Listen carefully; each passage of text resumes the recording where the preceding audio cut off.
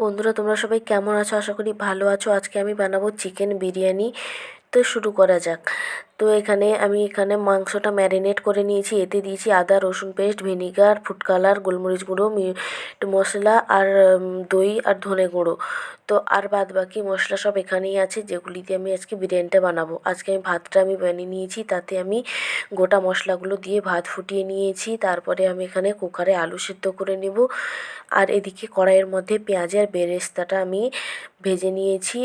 তারপরে বেরেস্তা ভাজার পরে আমি এখানে ম্যারিনেট করা মাংসটা কড়াইয়ের মধ্যে দিয়ে হালকা হালকা করে কষতে থাকবো। মাংস থেকে দেখো জল বেরিয়ে যাবে, তখন আমি দিয়ে দেবো পুদিনা পাতার কুচি আর ধনে পাতার কুচি। এরপরে দিয়ে দেবো আমি বেরেস্তাটা 80%-এর মতন দিয়ে দেবো। তারপরে দিয়ে দেবো মিট মশলা, তারপরে দিয়ে দেবো আমি গরম মশলা, তারপরে দিয়ে দেবো গোলমরিচ গুঁড়ো।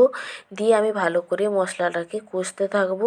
মাংসটা আমার কষা হয়ে গেলে দিয়ে দেবো সামান্য পরিমাণে জল এখানে। তারপরে দিয়ে দেবো আমি এখানে বিরিয়ানির মশলা।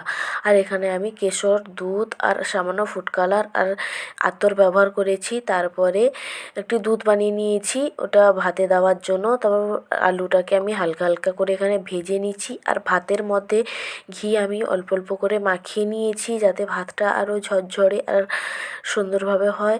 তারপরে আমি এখানে হাঁড়ির মধ্যে সাজিয়ে নিচ্ছি। দিয়েছি সাদা ভাত, তারপরে দিয়েছি বেরেস্তা, আলু, বিরিয়ানি মশলা, এগুলো একে একে দিয়ে দেবো। তারপরে আবার ভাত দিয়ে দেবো। আবার এখানে ভাত দেওয়ার পরে দিয়ে দেবো একই রকমভাবে বেরেস্তা, তারপরে আলু, ভাত, মাংস, পুদিনা পাতার কুচি, আর দিয়ে দেবো এখানে বিরিয়ানি মশলা, গোলমরিচ গুঁড়ো। এগুলো দিয়ে ভাতেরগুলি একের পর এক আমি এখানে লেয়ার করে সাজিয়ে যাব। তারপরে দিয়ে দিচ্ছি এখানে দুধটি, যেটি আমি এখানে গুলে রেখেছিলাম। এরপরে সব উপকরণগুলি সাজিয়ে দেওয়ার পরে আমি এখানে দমের জন্য একটু বসিয়ে দিয়েছি। তারপরে আমি এখানে পুদিনার চাটনি বানিয়ে নেব পুদিনা পাতা দিয়ে। পুদিনার চাটনির পরে আর বানিয়ে নিয়েছি এখানে রায়তা। তো তৈরি হয়ে গেছে আমাদের আজকের খুব স্বাদের একটি বিরিয়ানির রেসিপি। আর কেমন হয়েছে তোমরা সবাই জানাবে। তো দেখো ভাতটা অনেকটা ঝরঝরে হয়েছে আর একদম চালগুলো ভাঙেনি, গোটা গোটা হয়েছে। তো ভালো থাকবে, সুস্থ থাকবে, দেখা হচ্ছে নেক্সট ভিডিওতে। বাই।